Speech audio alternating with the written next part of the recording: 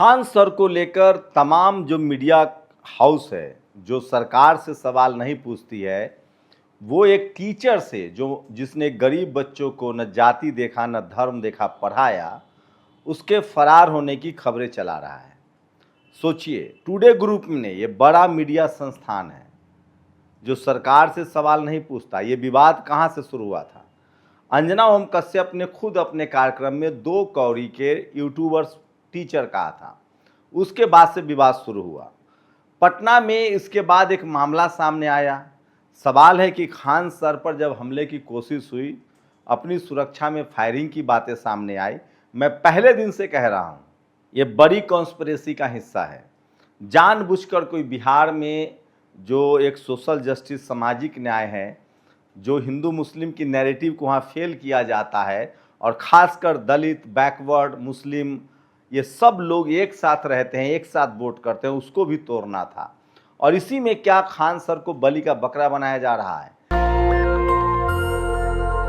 सोचिए, खान सर जो कभी मीडिया के चहेते थे, जिनसे उनकी टीआरपी आती थी, वो फैजल खान हो गया है।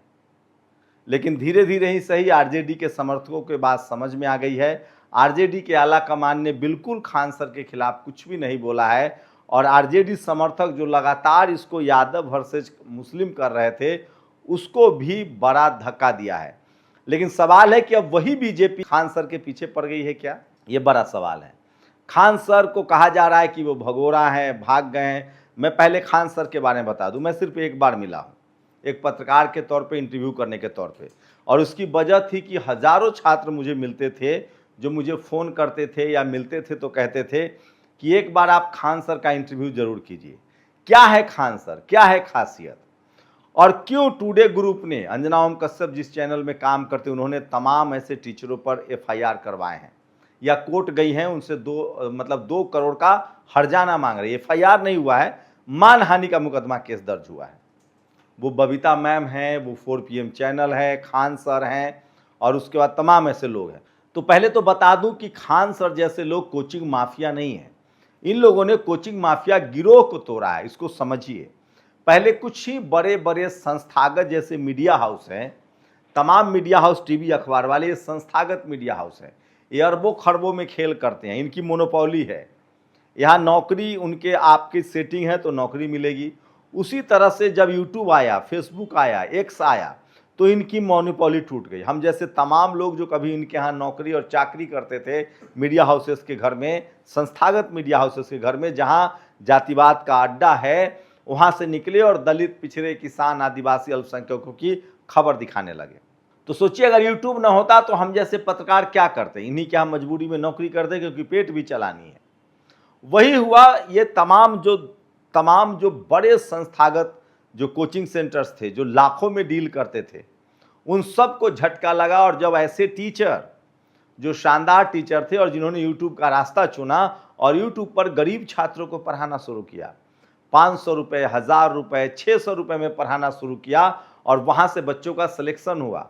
आज तो एक दलित, पिछड़े समाज के, बहुजन समाज के एक शख्स जो खाड़ी देशों में भेड़ चराने का काम करता है, उसने रोकर वीडियो जारी किया। कहा कि अगर खान सर ना होते तो हमारे बच्चे नौकरियों में नहीं जाते। ऐसे हजारों बच्चे बच्चियां हैं, दलित, पिछड़े, किसान, आदिवासी, अल्पसंख्यक। अमीरों के पास हमेशा पढ़ने का ऑप्शन है। वो भारत में पढ़ सकते हैं, वो तमाम संस्थागत बड़े बड़े कोचिंग सेंटर्स में पढ़ सकते हैं, वो विदेश जा सकते हैं। लेकिन वो तमाम बच्चे, मैं कई ऐसे बच्चों को जानता हूं जिनके पिता नहीं है, जो गरीब हैं, 300, 400, 500, 600, 700 रुपये सालाना या एक बार देकर इस तरह के टीचर से उनको प्रेरणा मिलती थी, हिम्मत मिलती थी। खान सर में खासियत क्या है, या ऐसे तमाम टीचर में, मैं सिर्फ खान सर की बात नहीं कर रहा हूँ, वो तमाम टीचर्स जो कम पैसे में ऑनलाइन पढ़ाते हैं, सोचिए इनकी खासियत क्या है। ये आम बोलचाल की भाषा में, जैसे मैं आपको आम बोलचाल की भाषा में आपको खबरें बताता हूँ ताकि आप उससे कनेक्ट करते हैं। एक एलीट ग्रुप का जो कब्जा है न्यूज़ चैनल्स पर, उसको तोड़ने की कोशिश है।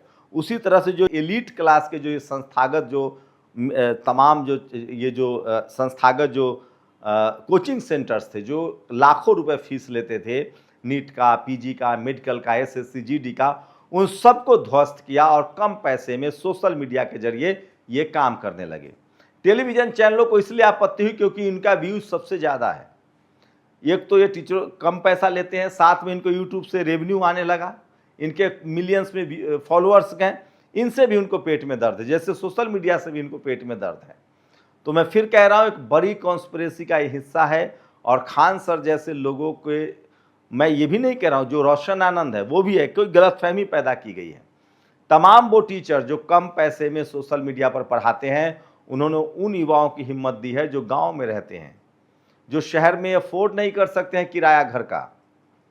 सोचिए, जो शहर में किराया अफोर्ड नहीं कर सकते हैं, जिनके परिवार में कोई अमीर नहीं है, वो किसी तरह से डिस्ट्रिक्ट, टाउन, स्टेट कैपिटल या गांव से रहकर पढ़ाई कर रहे हैं, उनको यूट्यूब के जरिए से बहुत मदद मिली है। यूट्यूब को नकारा नहीं जा सकता है, सोशल मीडिया को नकारा नहीं जा सकता है। जिनको खराब चीज़ें देखनी है वो खराब देख रहे हैं, जिनको अच्छी चीज़ें देखनी है वो अच्छी चीज़ें देख रहे हैं। सवाल है कि अच्छा कंटेंट तो रहे। तो खान सर जैसे तमाम टीचर्स ने कम पैसे में जिस तरह से स्टूडेंट को पढ़ाया है, mathematics, physics, social science, history, और सबसे बड़ी बात, इन लोगों को टारगेट इसलिए किया जा रहा है कि बीच बीच में इन लोगों ने कुछ पॉलिटिकल सवाल भी पूछे। ठीक कहा था कॉकरोच पार्टी के अध्यक्ष ने कि जब मैं अमेरिका जा रहा था 1 साल पहले, तब मेरी माँ इतनी नहीं रोई थी। जब मैं कॉकरोच जनता पार्टी बनाकर मैं जब मैं देश के सामने प्रकट हुआ और जब पूरे देश ने मुझे जान लिया, जब मैं पूरे देश में मेरी चर्चा होने लगी, तो जब मैं भारत आने वाला था तो मेरी माँ और रोने लगी। उनको लगा कि मुझे जेल में डाल दिया जाएगा। लेकिन ये सिर्फ मेरी माँ का डर नहीं है, उस हर माँ का डर है जिसका बच्चा पॉलिटिकल सवाल करता है।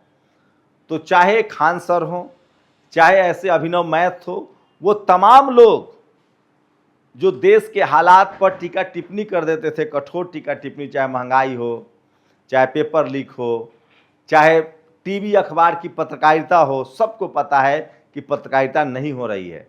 इन तमाम कमेंट्स और के वजह से ये निशाने पर थे।